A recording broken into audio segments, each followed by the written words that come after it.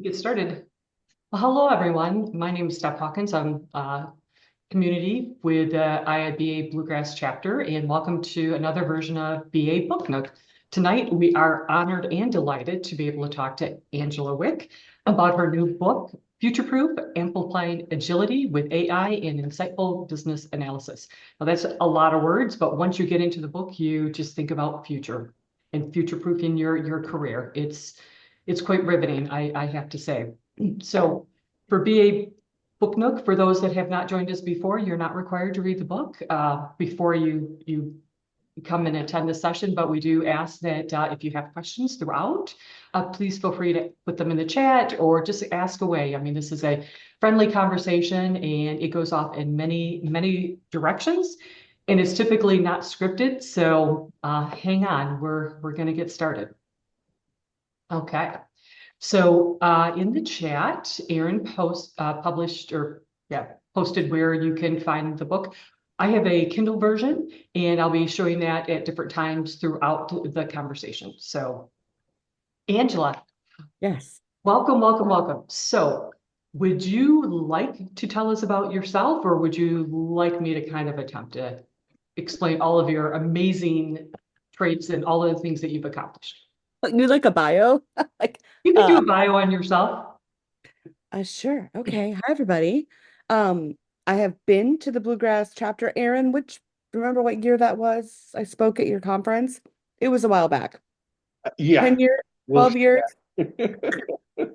So, hi, everybody. I'm Angela Wick. I've been a BA since the 90s. That's a lot of years. It's very weird to say that. Got involved with IIBA probably back in like 05, 06, got CBAP certified and started speaking at conferences in 07. Worked on the competency model, the BA Bach core team, Agile extension, was a part of the MSP chapter, VP of marketing there before I moved out to California.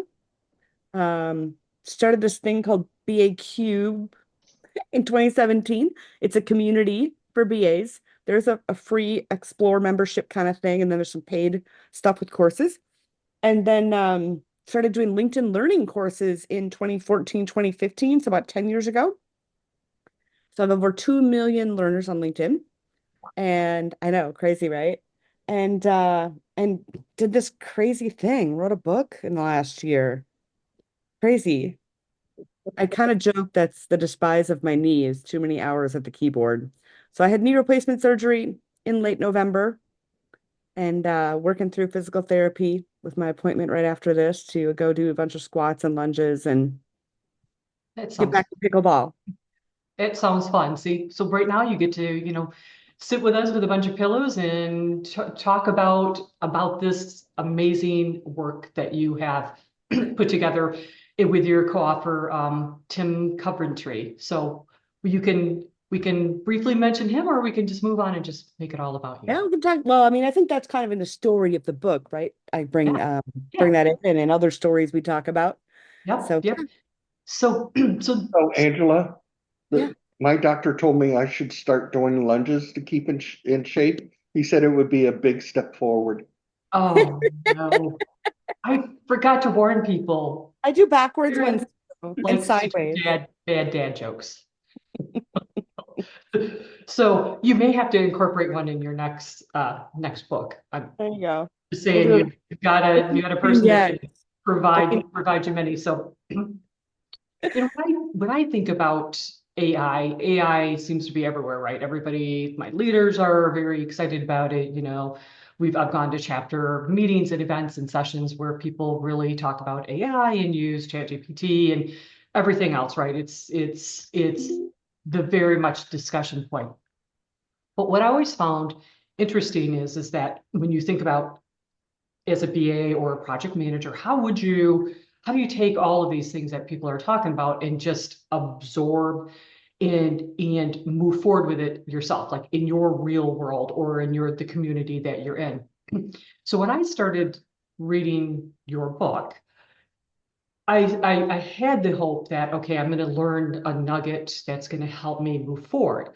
But you didn't give me a nugget. You gave me a whole path of ideas and things to actually try to move myself forward. So you gave me this amazing roadmap, and any reader a roadmap on how to actually take it from your current skill set and what you know on the BABAC and what you're learning and how you're doing your normal things. Like I'm a project manager, business analyst, but I've always a hidden one, right? There's been times in my career where it's actually, that was my title, but most of the time not. But I've always leveraged the skills needed to do work. So I found it fascinating that when you actually told me how you started writing this book within the preface of it, but it was the fact that you met up with Tim and we're having conversations about AI and what it would mean, and then you got together and just started working on it. So how did that like naturally form that made you, the two of you say, you know what, we have enough information or enough Yeah. wherewithal to be able to take what we're doing, especially with all the work that you've done in the past, and say, we can pivot everybody's career in this next direction. Yeah. So first off, AI isn't super new and it's not new to me, right? So I've been working on teaching AI concepts to BAs for about 12 or 13 years. Okay. So when ChatGPT first came out in like, was it 20 or 2.5 years ago, I was like right on it. I was very excited. And right away I started seeing like, whoa, whoa, whoa, this is the gateway to all these other AI technologies that are about to explode Right. as well. So then I went to the BBC conference, the IIBA Building Business Capability Conference, and I met Tim for the first time in person. Tim, Oh, Tim and I worked together on the IIBA competency model for 3 years back in 09, 10, and 11 on versions 1, 2, and 3. So it was really, really fun to meet in person. And he's from the whole other side of the world in right. Australia. And so throughout this week, it was kind of cool, right? Because we knew each other so well already. And we had worked writing things together already. We had worked together and, had deep respect for each other and each other's work and experience. And all week, we just kind of kept like sitting together at lunch or in a conference session. And what struck us is all week, we kept realizing that we were having a different conversation about AI than we were hearing from others. Oh, And we joked about halfway through the week, like, we should write a book about it. And that was very much in jest a joke until he was on a flight back to Australia after and sent me an email that said, well, here's a first stab at an outline while I was on my layover in San Francisco. wow. And I opened it up and I don't know what I was doing that day, but all of a sudden I poured a bunch of energy into adding to it and moving things around and blah, blah, blah, blah, blah. I sent it back. And I was like, well, maybe we should talk Sunday night. Yeah, let's do that. We talked Sunday night and let's talk again next Sunday night. And we kept at it. And every week we had assignments for ourselves. And we opened up like a Google folder. Okay. And all of a sudden, like a month later, we had an outline we were happy with. So it took a month, right, to even get an outline. And at this point, we didn't tell anybody we were working on it. Maybe our families knew, but then we're like, well, maybe we should try writing a chapter. Well, why don't we each take one? We each drafted one chapter. And then we swapped and we added and edited each other's stuff and added to it and moved things around. And all of a sudden, a couple weeks later, we had a whole first draft written. And then we thought, is this for real? Are we doing this? That is Right. impressive. That was a quick turnaround. Well, so that was the conference was in May. Okay. In October, I think we had kind of a first really, really rough draft. But And we still, started thinking, do we self-publish or publish, or what do we do?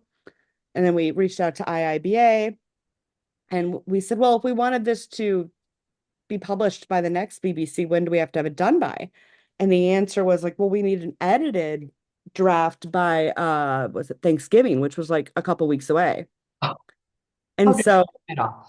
the magic is he's in Australia and I'm in California. We swapped a version every day, 2 versions per day. Wow. And then we hired an editor in Australia who did 3 versions with us editing. And yeah, and we got it done. We had our final manuscript. I believe it was the first week of January. And then from January till April was all layout, graphics, editing, stuff like that. That's impressive because when you read the book, it looks like you spent, not only did you spend considerable time on it, but that you really, it was a labor of love. So you left nothing out by not fast tracking, I guess, a book with this much content and this much information. So if you don't mind, I'm going to share my screen and I'm going to go to page 18. Okay. Yeah, Okay. so while you're pulling that up, yeah, that's what I said. I'm like, yeah, my health, my health definitely took a hit because I was behind my computer so much, working nights and weekends and everything on it. So yeah. It's well, so the reason why I'm showing my screen was because first off, there's a ton of nuggets in here, and let me close my bookmark. So you can tell I've been busy reading this book and absorbing and pulling it in. But Yeah. one of my favorite parts about, when we first started talking, I said it gives you the roadmap and it really helps you to understand, like how to make a change within your career in where you're going, and it gives you this roadmap. So one of the things I loved with these little vignettes that you have in here. So Yeah. I guess that was your idea to create these to kind of give that persona and help us think more. Is that correct? Yeah, I mean, we were probably halfway through writing it when this idea came to me. And honestly, I was actually reading a friend of mine in California's book about AI. His was a fictional book, kind of like a fictional AI version of his life and meeting his wife 40 years ago, and how his phone became his AI assistant. And it was this really funny kind of fiction book. And he had me read a pre-release version and give him feedback. And it was reading that book that I was like, wait a minute, what if I did little fictitious vignettes to open up each chapter? And so what the interesting thing is we actually don't think these are that fictitious. And today they're not, They're right? And not. we're not that far Not. from them. But 2 years ago, writing them, they were very fictitious and outside the box. Yet Mhm. we knew that this was likely where it was going. And some of them are still very fictitiously futuristic if you're in a very large organization that's maybe like typically behind on all the high tech stuff, right? Yeah. But yeah, I thought, And at first I was like, well, do we weave this fictional thing all the way through the book? Is it the same characters, right? We had to make some of those decisions.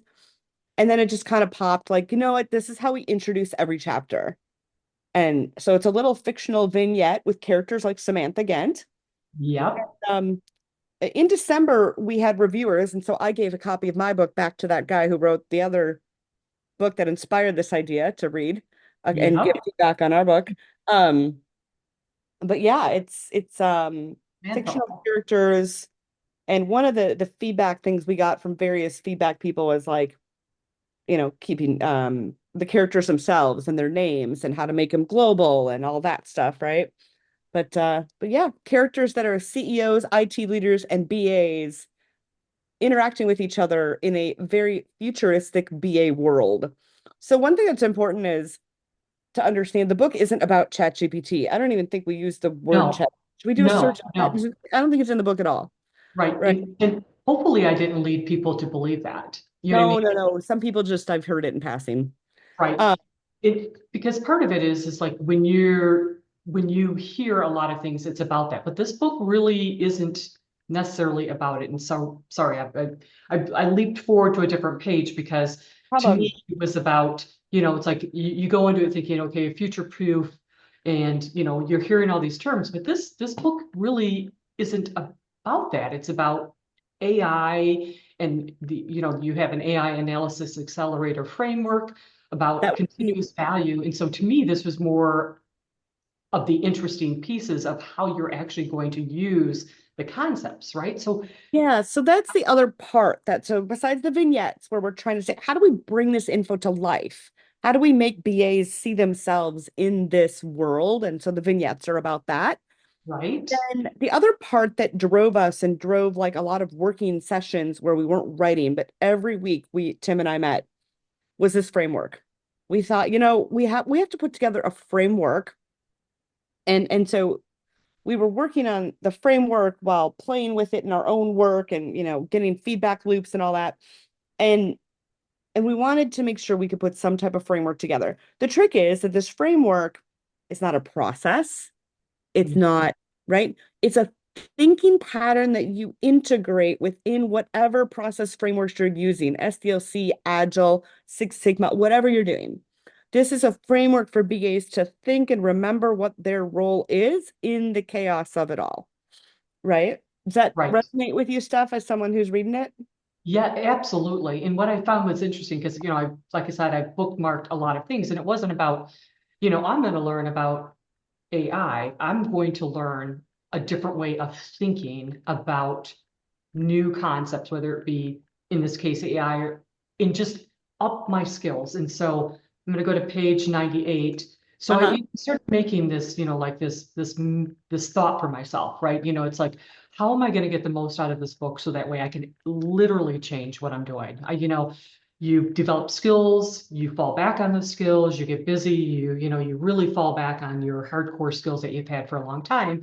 And then really you need to figure out a way to, like, okay, still leverage them, but think in a different way.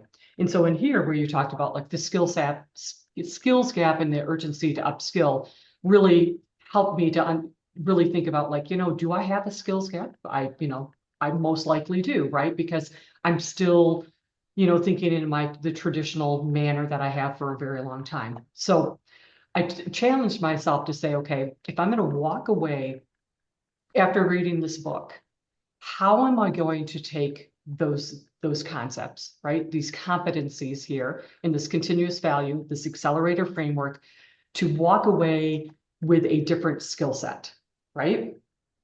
And then, because to me, what you were trying to tell me, it's like, as a BA, what can I strive for? What can I achieve if I really immerse and learn what you're trying to teach us?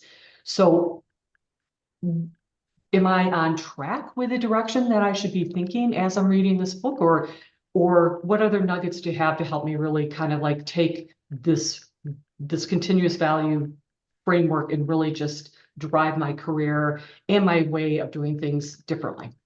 Yeah, a couple of things come to mind. And great perspective there. First is in the page that you're showing, right, with the framework, you see the colors. And we made a decision, in the layout process to put every time those words appear, Okay. to color them. So you see on the page where you have blue, purple, green, Yeah. orange. Yep. Okay.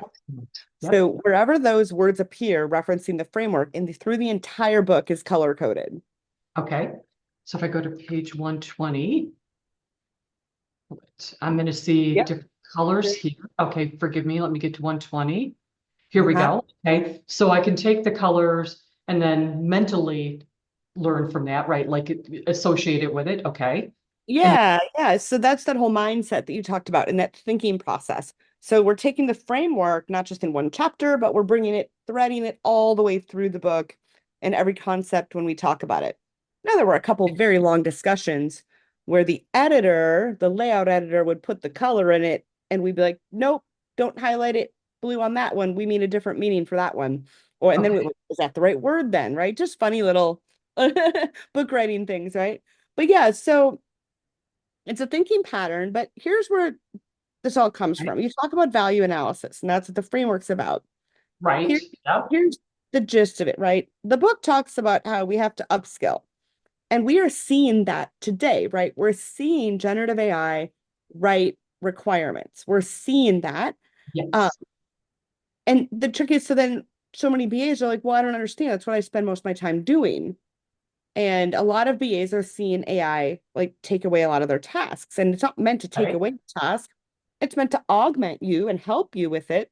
But it does free us up to do the work that in some ways I wish and we should have been doing all along. But yet our organizations haven't had us do. What do I mean by that? I mean, like, when's the last time you wrote a business case and then followed up after and actually monitored if you met the business case? Now, some of us did a lot of business case work like 90s, early 2000s, and then it seemed to kind of taper off a bit, maybe a little bit here and there, right? And then very few of us had experience monitoring the business case post deployment, right? Right. Well, one of the light bulb moments that we were talking about years, like a couple years ago when we had the idea of the book is like, wait a minute, a big part of AI is data analytics, Yes. right? And generative AI allows us to talk to data analytics without coding SQL or asking for reports. Okay. So one of the big things is, wait a second, there are systems out there, mostly in the business process space, that monitor critical systems in organizations, right? Maybe you've worked on monitoring systems in your organization. Well, we should be monitoring everything and user behaviors. And with generative AI, that becomes a much bigger possibility. Right. To where we can be proactive in monitoring the value we're producing as we deliver from an agile perspective and after. And that our role is, a lot of organizations are moving from project to product, and a product-based thinking is much more about monitoring how well users are doing using your product and reacting to that. So one of the big discussion points that kept coming up early on is, in the concepts of the book, we will be doing much more evaluation of solutions to drive the backlog than elicitation. So right now, a lot of our backlogs are made up with ideas that get thrown on the backlog. We should be getting our backlog from monitoring and evaluating how well the solution's working to the established metrics, but very few of us do. Right. And AI, frankly, that's what leaders are looking for us to deliver back to them, right? They've yes. gone through all of those steps to understand the concept, to give you the money, to fund it, and then you go live and you do things. But that reporting out factor, right? That monitoring and providing that information back on like the value that the organization is getting from the investment that they made. Right. And kind of at even a more detailed level, ongoing, is it working? Because different things can shift and change, and all of a sudden it's not working, whether that be defects or changes in the environment, whatever it is. Imagine that being constantly monitored in real time, and you would get like alerts that say, hey, you know what? Users are abandoning their cart at a far more common rate today than normal. We need to check on this. Okay. Now, most companies today wouldn't even know it's happening for days, months. So imagine as a BA, your role would be setting up the data analytics and dashboards to measure the performance of the product and then owning that measurement. Okay. And so that's what a lot of the mindset is here, is really thinking, well, what does a BA do in a world of AI? We think differently about how we build solutions and backlogs. Right, exactly. Wow. So what do you have any like techniques or ways to help me think about that, help us think about that? So if I'm spending more time monitoring the work that is done and I'm letting the tools do some of the, elicitation and all that kind of stuff, what would you recommend? Like how could I use that to just amp myself to that next skill set? Well, first of all, I think it's really adding to the intake and definition process of projects. The idea of, and it's in the framework, it's the metrics part, is really adding a different view of metrics that we're tracking so that the work to monitor and track those metrics starts off from the beginning. So the metrics are things like, well, depending on the type of product you're doing, you had the page with the pyramid framework. Was that like 120? No. Let me look for 120. What page was the framework on? You had just showed it, one of the third pages you showed. Let's go back. And then the e-copy, it's a different page number than my hardcover book. There you go. Okay. So go back to the metrics page you were just on. There you go. Okay. Business results and user behavior changes. Okay, so those are metrics. So business results are things like sales, increased sales, reduced cost. User behavior changes are the next level where BAs come in. Let's say the new product you guys want to put it out there is to increase sales. The user behavior changes are the changes that you need people to do to increase sales. So is that you need brokers to do certain things, you need customers to do certain things, like not abandon their cart, put more in their cart, Okay. upgrade more policies, buy more policies, open more account, whatever that is. Okay. So then let's start tracking those user behaviors and taking our requirements work and pegging to that. And then also then next comes hypotheses and experiments. So we have to say, okay, we think that if we put this function or feature in place, this user behavior will happen more often. So then measure it, implement it, measure it. So our business analysis goes way outside of the realm of tech specs and up into the realm of our hypothesis to change user behaviors, and do the user behaviors then create business results, and tracking that alignment and measurement. And AI opens the door for us to do this. Okay.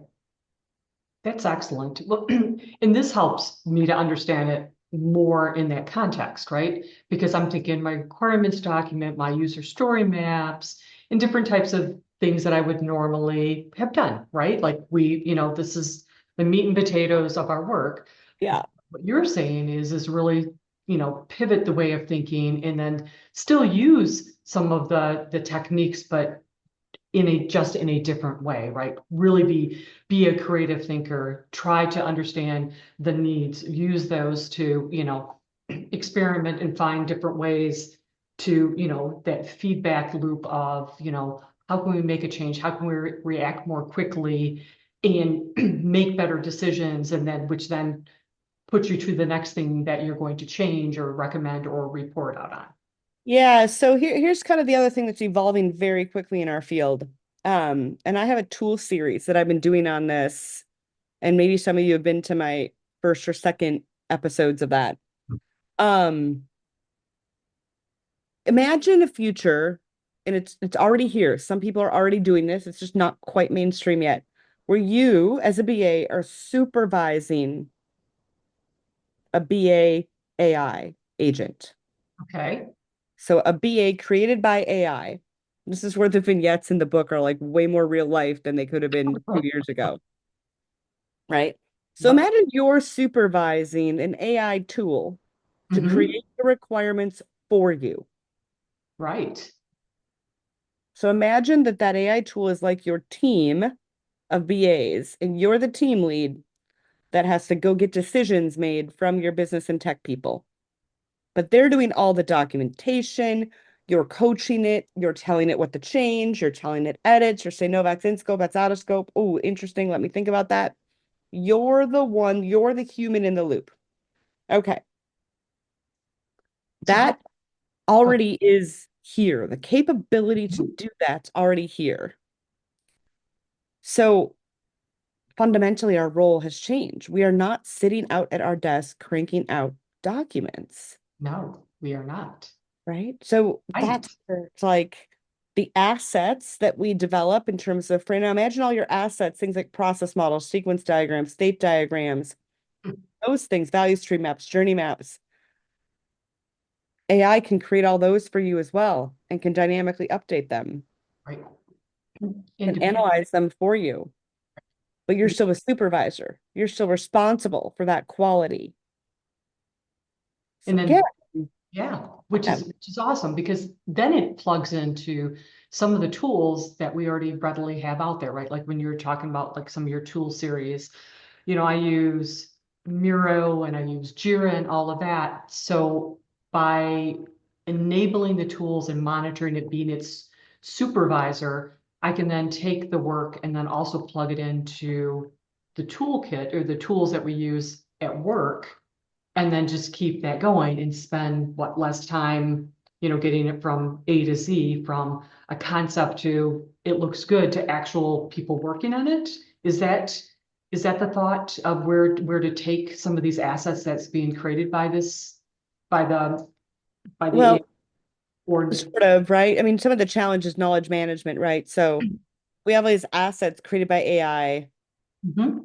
We have to store them or make them accessible and editable, but then also a playground area for them. Right. So some of that has yet to be figured out, right? Mhm. But yeah, the knowledge management is going to be so different, right? There's already tools out there, for example, that allow you to say, hey, tell me every business rule that has this term in it. Boom, here they all are. Okay, which ones are in this system that are impacted if I update this? If I change the rule, where are all the impacts? Boom, done. Right? Like now, some of that existed before generative AI a couple of years ago. The idea that you could talk to a tool didn't exist. Right. Right? So this is where it's just like, oh my gosh, these capabilities are dramatically changing. So the trick is, right, we still need our foundational BA skills because we have to ask the right questions and guide the AI tools into the right place. But what happens is it allows us to do so much more work that we are going to be waiting on decisions. And we're going to be piling up the decisions for others to make. So So, then decision velocity becomes a problem.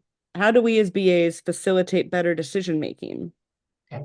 So talk to me more about that because it is difficult for people, leaders, approvers, product owners, that once you give them this information, whether you're doing it in a more fluid manner, as you're talking about in your book, but how can we use this to help the leaders or people, the decision makers then?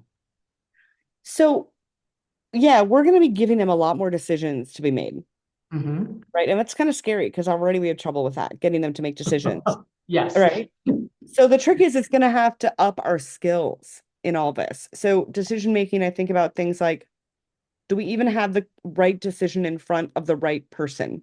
The decision could be the wrong decision or it could be in front of the wrong person. And then it's a question of, is it the right time to make the decision or is it too late or too early? And Okay. can we evaluate that? So can we evaluate, do we even have the right decision in front of them? And we should be doing this today if they're not making a decision. We have to evaluate, do we have the right decision in front of us? Is it the right person to make it? Is it too early or too late to make the decision? But even more importantly, a lot of the work is, have we given them the right information at the right level of detail?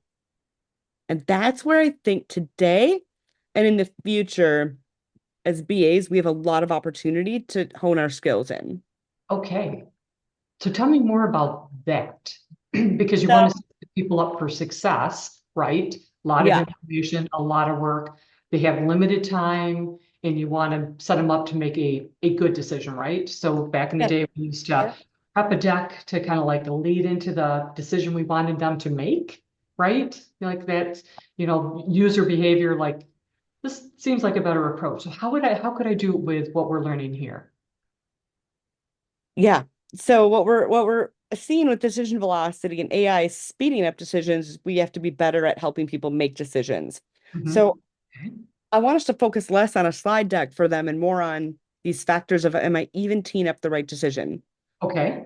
Sometimes the decision we're asking them to make is too big. Okay. So how about things like, look, this is a huge decision to make. So I recommend we do an experiment. And here's 3 experiments I think we can start with.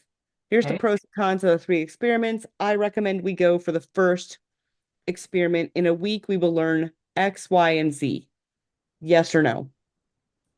So sometimes I think it's all about, are we teeing up the right decision? And then do we have the right input? Sometimes we don't need the right inputs if we make the decision simple enough and low risk enough.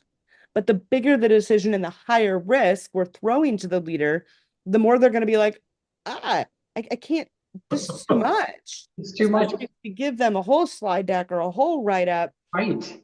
and it's full of assumptions and ambiguities that they want to go check and this and that, and there's no data, there's no evidence. So it's like, how much can we do some of the thinking for them and make a low risk decision that we can prove moves the ball forward? And a lot of that's with hypotheses and experiments. In the Okay. book, talks a lot about that. With AI, we have to be doing it. Okay. So it's not a decision to spend $5 million on a new AI system. It's a decision to say, in order for this to work, we actually need this role to do this differently. So what's the smallest experiment we can do without spending $5 million to see if we can even get them to change the behavior and what it would take for them to change the behavior? So let's do an experiment where we maybe embed these prompts in their current system, because we can do that within like a week, and teach a few super users to start using it, gather some data, see if it's helping them, see if it's better before we build out some big infrastructure on it. Or you see what I'm getting at? It's all about incrementally building Makes experiments and teeing up decisions that are smaller decisions, low risk, and help us learn and move forward. plus move quicker, faster, right? The with the fail fast mantra and all of that. And I like that approach because you're right. Many times I've seen in the past where leaders want to understand something, they want to understand the value and what is it the recommendation. So they hire consultants who go out and do a lot of questions and pull things together.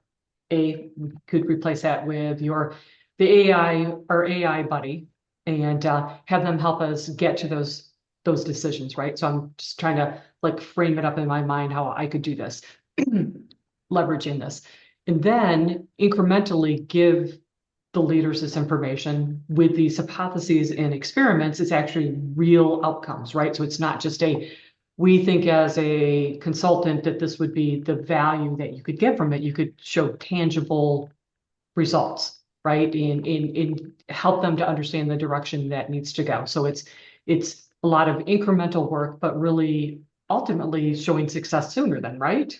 Because It's you're teeing up the story, right? To make this shift from here to here, our current state to our future state. Here are the behavior changes we need people to make. right. Of that, here are the risky ones. And it's risky because, getting 10,000 people to do this instead of this, Yes. hard. When you start talking like that, you start talking like leaders, Okay.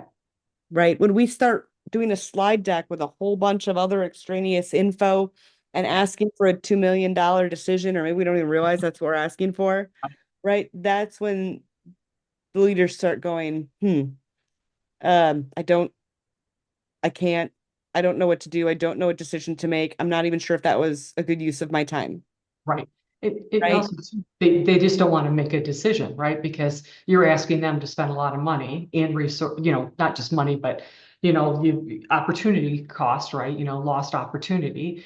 Yeah. And so with being able to do this, we can help them to see things in a more refined way, in a quicker pace without overloading them with information that may not, be deep enough or relevant or whatnot. So kind of you can get away from the presentation decks of what old school ways and really help them to see information this way. Uh, Yeah, exactly. It's all about that incremental experimentation, incremental delivery. So a lot of this has to do with us being in super tune with what they're trying to achieve as well, and breaking down those strategic objectives to user behaviors. So once we can break down a strategic objective or a business result to a user behavior, then we okay. can start getting ideas on how to shift user behaviors with technology, Okay.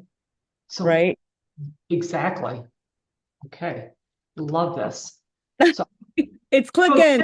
because it all comes together, it's like you changing your lens on how you need to think about this, right? So it's not just here's a framework, but it really just like what mentally do you need to think to do differently to get outcomes that you would ultimately want, but in a much more efficient, refined, detailed manner. So Yeah. when you in chapter 4 here, and I'm on page 103, I kind of pivoted back because I keep coming back to this. So, like in the future state, you keep saying analysis is not a phase, right? Which is that old school way. I'm not going to use old school, but the way of thinking of like, okay, I'm going to do all this analysis, I'm going to provide this stuff, I'm going to give it to people, and they're going to make a decision, and then as we go on, we're going to refine the work that we did, our backlog and all this. But you're saying it's really not that.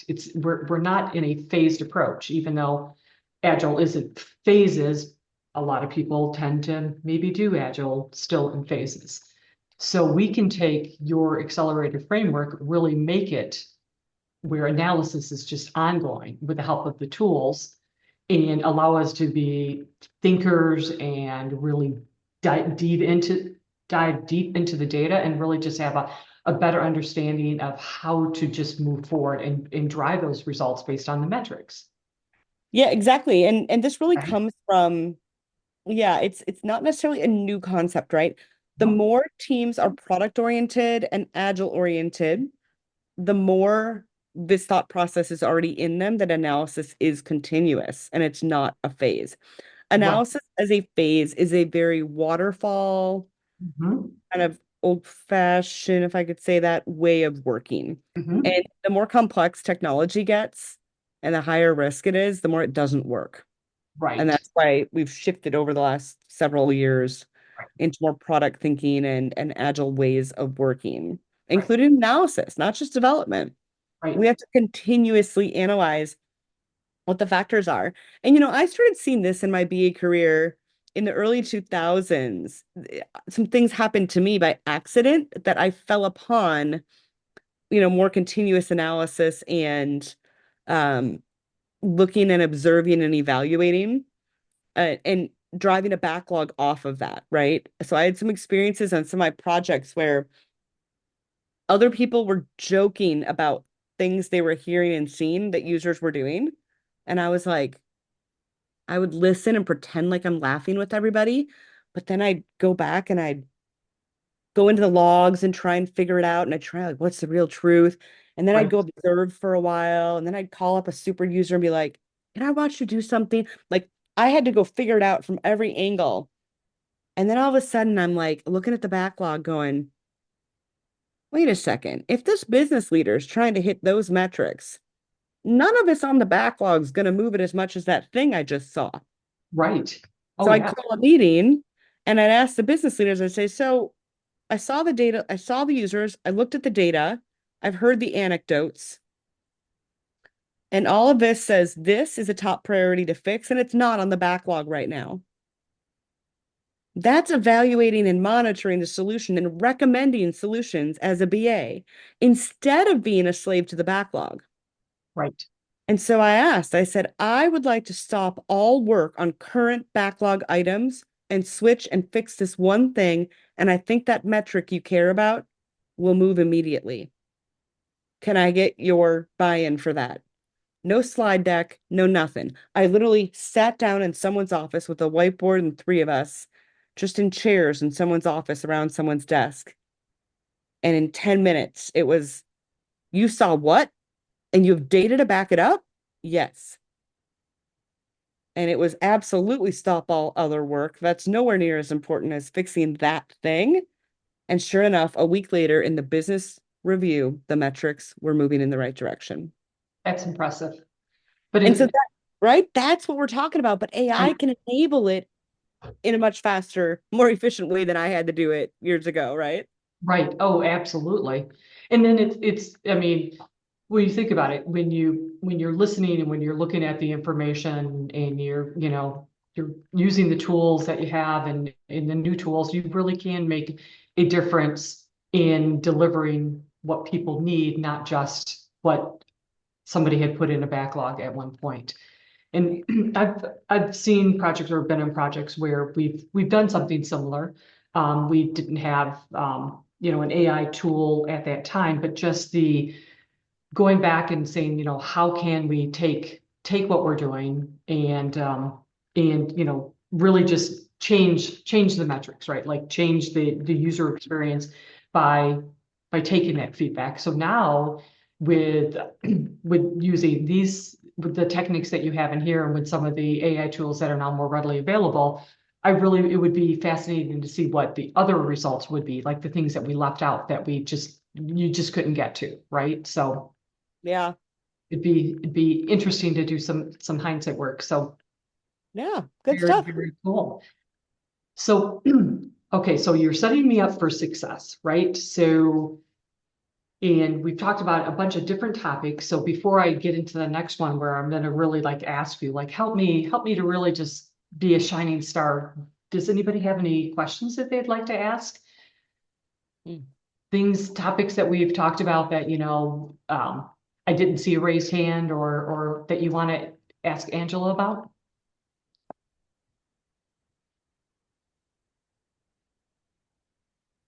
I'm surprised, Aaron. that you're not asking a question. I'm calling you out. He's not even on camera anymore. Okay. All right, Aaron, I won't call you out. He'll pop back in. Well, I will say that, I'm always saying that I want to get in shape, and the candy bar looks at me as Snickers. I do better. Ah! To ask that. Okay, anybody else have a question that they, yes, Peter says og, yes. Peter. No, needed a moment of levity, because you've given me so many ways to think differently, right? Because and part of that is not being afraid to grow and saying what can I learn? What can I do differently? Oh, Peter has his hand raised. Go ahead. I wonder if Angela could just comment on if you could just comment on prompt and we hear all about writing the right prompts. Sometimes I struggle with that and do you have any tips on how to, because I think what we're saying is that asking the right questions or asking really clear questions will result in a better answer and interacting with the analytics engine. Could you talk, maybe you already covered this, but if you could talk a little bit more about prompts and how to make them very effective, that would be wonderful. Yeah, so super interesting about prompts is that, and especially with data analytics. Okay, so prompt engineering. I want to talk about data separately than talking with a large language model like ChatGPT. Okay, so first, when we're talking with a large language model or a ChatGPT, Gemini, Copilot, it's super important as BAs that we experiment with this and learn it. Not that because it's exactly how we're going to work in the future, but because it will teach us how it works by kind of experiencing it. And so the best prompts when you're working with something like a ChatGPT, you're going to give it context. You're going to say who you are. I am, and use a user role. So it's very much like business analysis. So, hey, I'm a business analyst. I'm working on this type of project at this type of company, and we're trying to improve the customer service experience. Specifically, we're trying to improve solving customer queries faster once we have them on the phone. The most common customer queries are about changing one's address. What type of things could we do to improve the time it takes to solve that query for our customers?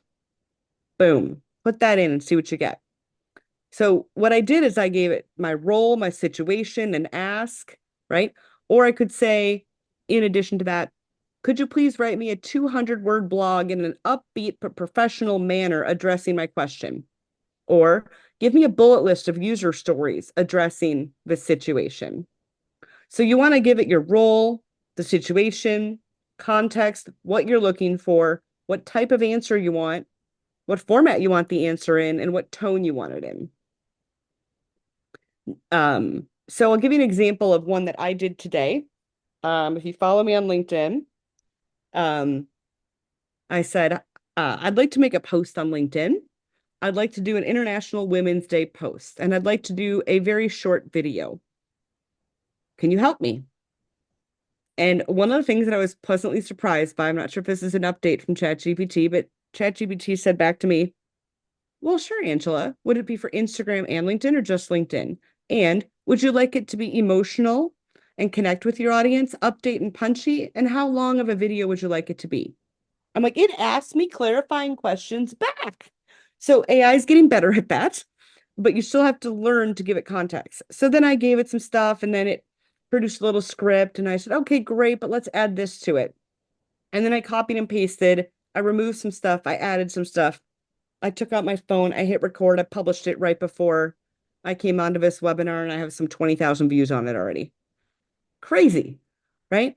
But that's what we mean by augmenting. So what I'm getting at here, Peter, and everybody, is don't think about using these conversation models to search for facts. We're going to be able to get there. We have to monitor that. But when people say it hallucinates, often I find that that's when users are saying, I remember once saying just for fun, who's Angela Wick, into a large language model. And the answer that came back is she wrote Scrum for Dummies. Oh, And I'm like, what? No, I didn't. Now, AI is getting better at that, but also that was a misuse of it. This is not a search engine. It's not a fact database, right? AI and learning to prompt teaches you what it's actually doing. It's pattern recognition, pattern thinking, and language creation, not a search engine. So by practicing the prompting, we're really figuring out how it works so that you can then go, oh, when your business stakeholders say, and then I want it to look up the customer's remaining balance, you're going to go, oh, I know that it doesn't really do that well. So I'm going to use an actual query for that, like an old-fashioned query to look up the customer balance. And then I'm going to use the large language model to write a response with that data put into it. And I'm going to instruct the AI to do that. So it's all about thinking and learning how to interact with AI, what it does and doesn't do. The best way to learn is to use it. And I would say if you historically asked it fact-based questions, that you start really thinking outside the box on that and start using it like you would like an intern. Like every task I do, I'm going to ChatGPT and saying, hey, I'm trying to get this done. How can you help me? Okay, could you, and when I ask it to write something, I never copy and paste and use it. I always am going, ooh, that's interesting. I like that idea. Or I'm hugely editing something. I use a lot of analogies when I teach.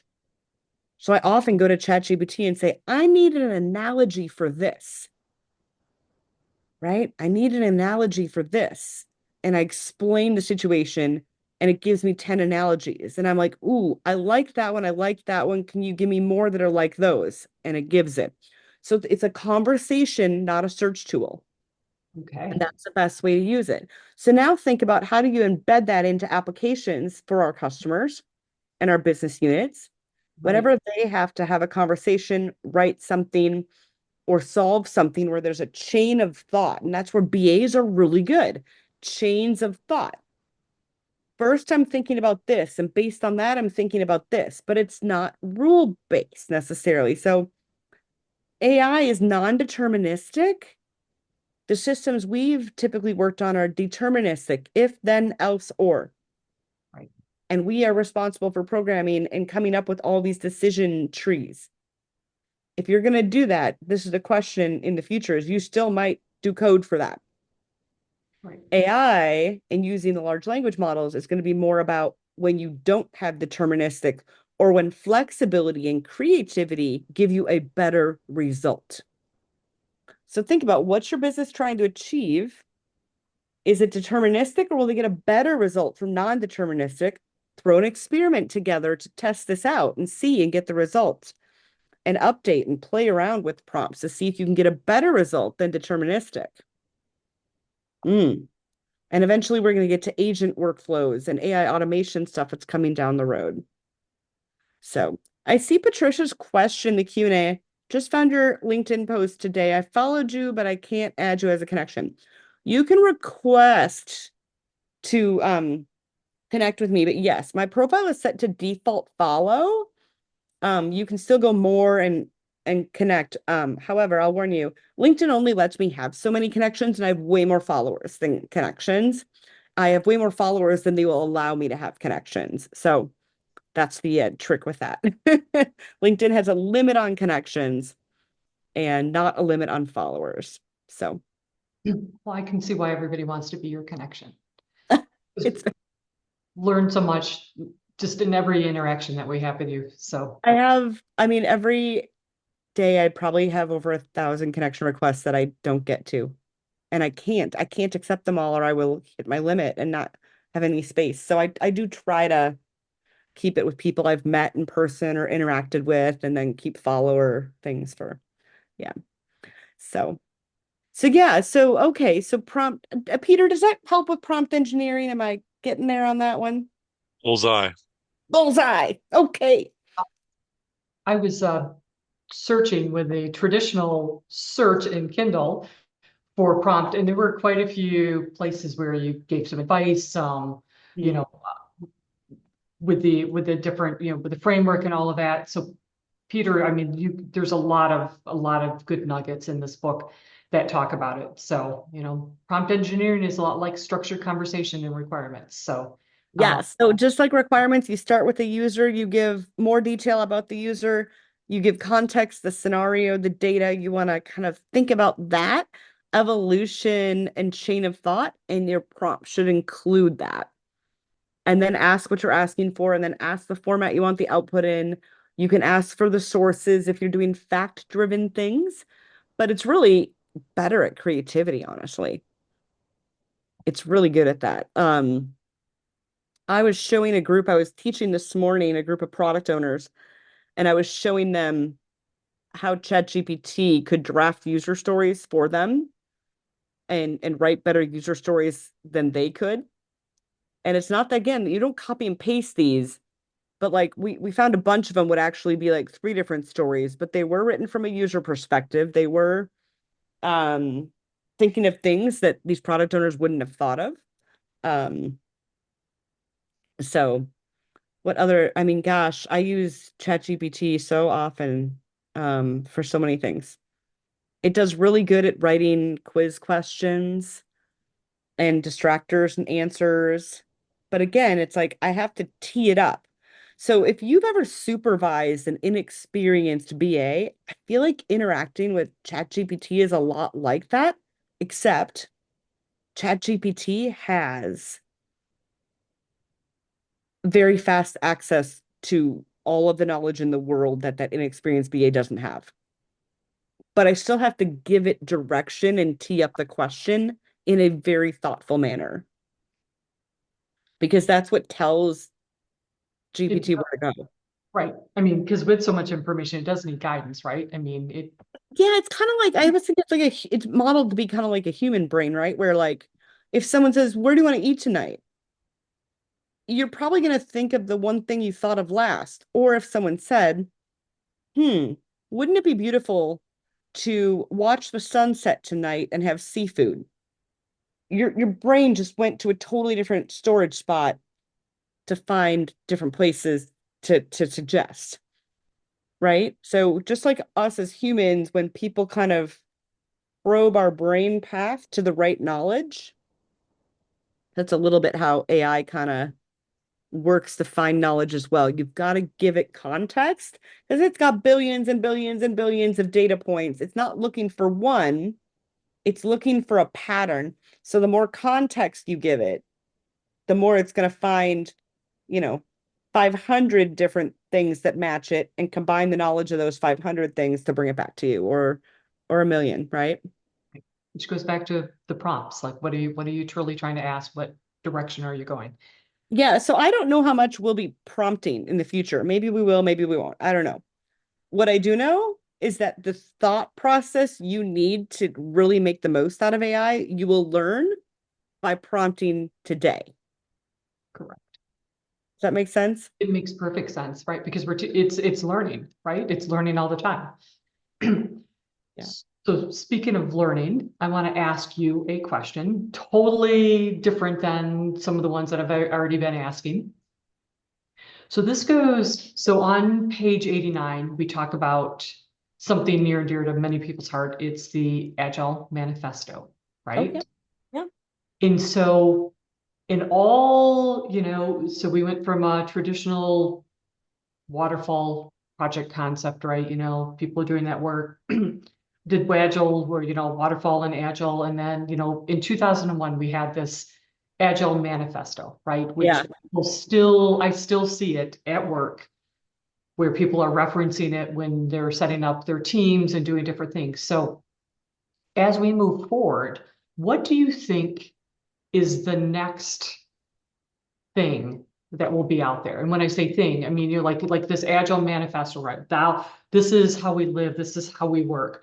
So taking your book in the direction that you're talking, what do you think that's going to be? What do you think it's going to look like?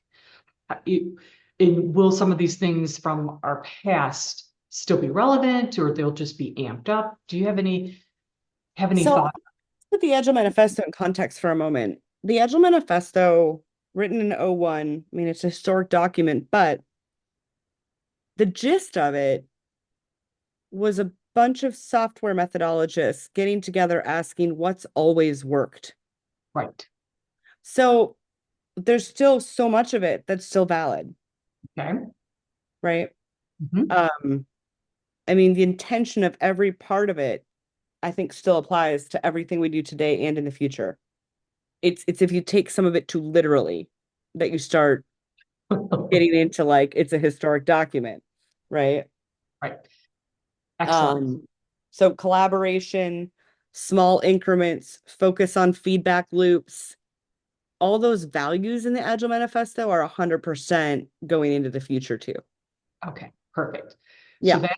that then leads me, you probably can now pick up the direction I'm going. I'm leading the way here. So when we talk about future skills and competency and your accelerator framework, so the things that we know or the things that we're learning that we say that, okay, what do I need to do differently? I mean, we can still leverage our experiences from the past. We just have a framework to really just do things quicker, maybe better, faster, provide those metrics and those outcomes that leaders have always wanted us to provide, right? But we just never got there or always skimped on that, right? That learn and keep making change and change and change. So when you think about like from a BA and if we're trying to like really enhance our skill sets, what would you think that we should focus on first? Is there anything or what would be not most important, but what do you think would be like one of the best things that we could learn or try? Oh goodness. It's I so know I true. told you these are I not think, scripted questions, some of these, so you're like, oh no. no, But it's all good. I'm cool for spontaneous. I really think it's a dual path. It's a dual path of making sure we are up on our BA skills, but then learning AI at the same time to figure how to meld the traditional BA skills with the AI. okay, So it's really like our BA skills, I want us to be able to use them at a higher level. So when you're doing a state transition diagram or a sequence diagram, for example, some folks are doing those at very technical levels. I want you to bring that up 3 levels, whatever, however many levels it takes to make it very agnostic of tech. Because with AI, we're going to see that more black box effect of technology and how we need to focus on the scenarios and paths that a potential user could go through. And that is not technical. It's all the possible ways a user could do things. okay, And that's the base of our analysis. And you need our base analysis techniques to think of all those things and to analyze all those things. With that, we're freed up from the detail and we can focus on understanding AI capabilities. So in all the AI noise out there, what do we pay attention to? We pay attention to the capability of AI, right? So I don't mean like you need to understand neural networks and LLMs, and I purposely use technical language just now because that's not important. What's important is the idea that, wait a second, these AI tools can write things. They're not plagiarizing and copying from somewhere. They are creating language, and you can tell it to spit it out in any foreign language you want. And you can tell it to change the tone. And you can tell to shorten it and give you the same message. And it's creating language from scratch, which means it understands when I speak and write. Okay, so it understands audio, it understands images and art. But wait a second, does it know BA models? Why is this lagging? Because BA models are not art. They're logical constructs in visual formats, which is a multiple layer of intelligence. It will get there, and some have, but how it's doing it is more layers of stuff underneath. So starting to understand what is it that AI is capable of when you start combining language capabilities and visual capabilities and logical capabilities, And then you start putting that together with our business analysis stuff. It's seeing how all of it interrelates. And then of course, we have to up our influence skills, those decision making and influence. So So, we still need our soft skills, right? We still need oh to my be gosh, more than ever, more than ever. and all of the things that really make a BA Oh, successful. Because it you is asked, yeah, you asked where to start. And the trick with that is, I don't know if there's a starting place. The starting place is commit to yourself to continuous learning and growth. okay. It's not a one-time event, right? Right, right. And so, like when you think about the things that the things that we learn from Babcock and stuff, we're just I mean, we're improving, enhancing, and elevating, but we're also just really refining a lot of the skills that we have and really figuring out how to use them more effectively and more, um, you know, eh, swiftly, right? Like if you have somebody helping you out, you're still having to do the work. You're still having to take it, analyze it, and deliver it to people to get inputs back. Okay. Yeah, like I think about it like equating to, back in the early 2000s when IIBA was just formed, and I remember downloading version 1.6 of the BA book. Anybody remember the oldest version, right? And I remember reading through it, and I was a BA manager at the time, and I remember like going, oh, well, that's pretty cool. Like process models, I use them in these 5 ways, but there's 4 more ways I didn't think about. And so if we think about that process of saying, okay, I don't want you to look at the BA box and go, oh, yep, I know that diagram. Yep, I know that technique. Instead, we want to look at it and say, how does that change in the new world? How do I use those base skills and then apply it differently? Because the minute someone said to me, and I read that, I'm like, oh, I can use process modeling to this. And then my brain starts going, okay, I would change this, I would do this, I would use this different audience, this different people, and this different language in it. I'm gonna go try that out. And I go try it out and I learn because I make mistakes. Like that's the kind of thinking I want us to be doing with our BA basics, right? How do I take the skills I already have, open my mind to a totally different usage of them, up and tweak the skills a little bit, try it, practice, see what I learn, and keep learning. And it's a continuous thing. It doesn't stop, right? Right. I mean, in this conversation today, I've asked some questions that, I try to keep them from a more of a simplistic standpoint, right? Because to really make it known that this isn't something to be afraid of. This is something that anyone, if you just continue learning, can apply and use and leverage and learn more and improve and all of that. It's just making sure that you have that mindset, right? And understanding that, like especially with your book, it gives you an understanding of like how to take what you know or what you want to learn and be able to just take it to that next level. And you shouldn't be afraid. Right. Because I think sometimes that's where people come from a place of, comfort, right? Like I have my comfort zone and, you know, is this something that I can do differently? And this book makes it very clear that, you can do it and don't be afraid to try and just keep learning and keep trying and experimenting. Yeah, I mean, that's the essence to me of being a BA is Right. being comfortable, being uncomfortable, and Hmm. trying different things in different ways. In fact, that's what we're asking our business users to do. It's what we're asking our business teams to do. We have to become masters at that. And tech is going to keep evolving. So, yeah. And so it's just kind of throwing ourselves into a different pond, into a different place to swim and getting comfortable with that, right? In our continuous journey. So, Yeah. okay. That could be hard. I mean, right? Like I, Mhm. I had a I had a career where I was bouncing around from industry to industry in different types of projects. So I got very comfortable where I never knew much about the projects I was on. I had to dive into the deep end and doggy paddle and come up for air and figure it out as I went. but I think that really helped me hone in my analysis skills too, because I couldn't rely on knowledge. And knowledge is kind of scary right now because AI's got a lot of it. It has a lot of it, right? And is it truthful? Is it not truthful? Can you use it? Is it, Oh, how do you take that information, right? And also to organizations having sometimes fears of people using it, right? They don't yeah, want that's the necessarily truth. to There's leverage your knowledge from an internal factor and put it out with the rest. And it's there just, isn't that fear anymore because already, and if your organization isn't there yet, it will be soon. it will be soon. If We're it's, we're connecting all of that knowledge into the AI. So then think about, wait a second, if AI can read code, and it can Mhm, reverse engineer the code into a requirements document. sure can.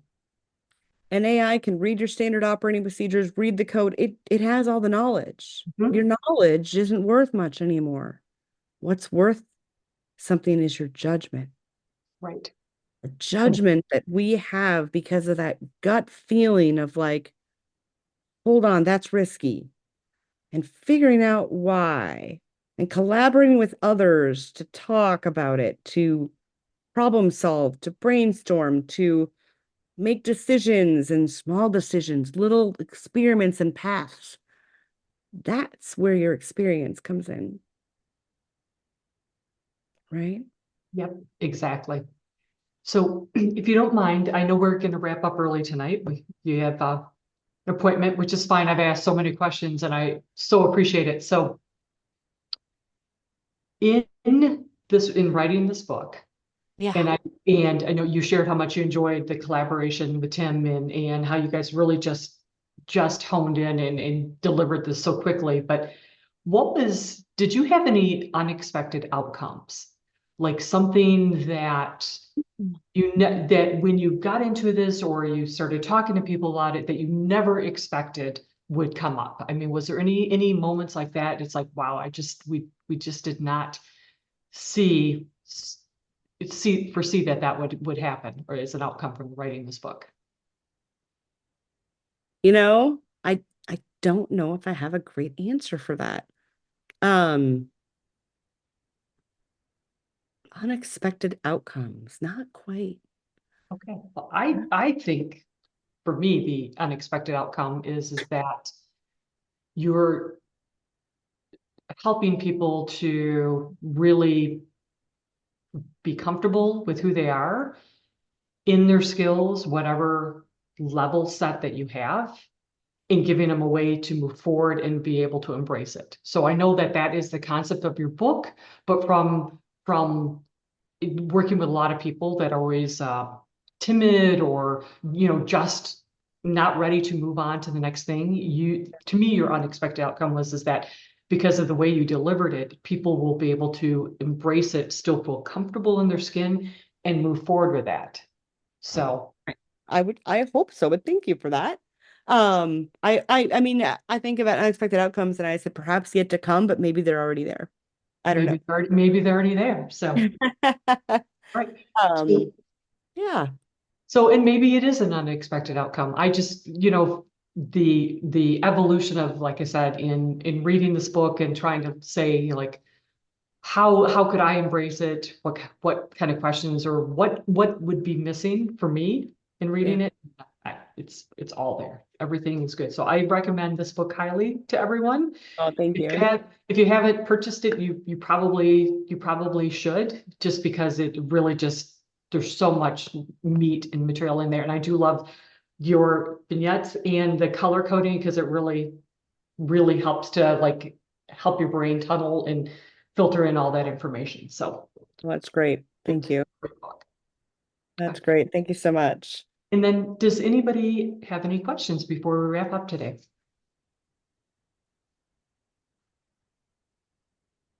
Okay.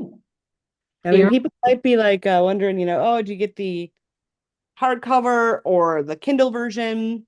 The hardcover, I believe, on Amazon is 39 US. The Kindle is 24. So if you're budget conscious, I would go Kindle. And the Kindle reader in the browser, as she was showing on the screen share, is in color. Most of the diagrams came out. but also just, I mean, like there is a lot of color and diagrams in here as well that yeah. So it I depends do on love your a, I do style. love a hardcover book, but I was earlier was like, I'm not going to be able to make that work well with my camera. Pros and cons, right? Because on the Kindle one, you can highlight. Well, you could highlight too, but I like how you can search on the Mhm. Kindle version, put your own notes in. I mean, you can do it with sticky notes on the hardcover. It just depends on your style. I kind of find that like if I am reading a fiction book for fun, I really like to have the soft cover. Right. And I like the visual cue to remind me to read it. And so then it's like, but professional books, I do like Kindle versions, but then I miss the visual cue around the house, having it sit on the table. I don't know. The hard decision. Hard decision. And I Well, wish I could give free ones away or sell it, but no, it's just- you know, so IIBA is our publisher, and you know, it's a publishing model it's pretty high cost model per se, where there's not a lot left. We can't really drop the price, or you know, Tim and I would get about 10 cents a book instead of a couple, you know. No, it's just it's really you'd be shocked that it's not a moneymaker. I wish I could well, right. I wish I it was, could help understand, but like the publishing model is it tends to be kind of a low risk publishing model where it's print on demand, which is a higher cost to print. oh yeah, So like right, IIBA is a nonprofit, or myself and Tim, we don't have millions of dollars sitting around to print a bunch at a low cost in a big batch, right? So it's print on demand all over the globe, which just creates a more expensive model to print, and it's in color. So right. those are some of the reasons why the cost is what it is. You know, not anywhere beyond other books in the genre and stuff. So, but yeah, it's just Well, yeah. it's well worth it. I'm I think saying that it's well worth it. So once again, thank you so much for having the conversation. Like I said, BA Book Nook isn't about people pre-reading. They can before they come in, but it's more about the conversation and just yeah. trying to learn more, trying to like understand how the book can be relevant for, anybody who's attending it, but also how to get that information out of it, right? So I appreciate you allowing me to throw you zingers and unplanned questions. So you did fantastic, and thank you for that. No problem. Thank you. Thank you. I got your questions yesterday. Just did a quick brain dump and prepare my It, brain, I and here said we it's where the wind takes us, and are. you stayed along with my brain as I went to different places. So thank you for that. You as well. Thank you. Thanks. Have a great night, everyone. Thank you for joining us on BA Book Nook. And Angela, you're wonderful, and we look forward to speaking with you again soon. Thank All you. right. Sounds great. Thanks, everybody. Thank you. Bye-bye.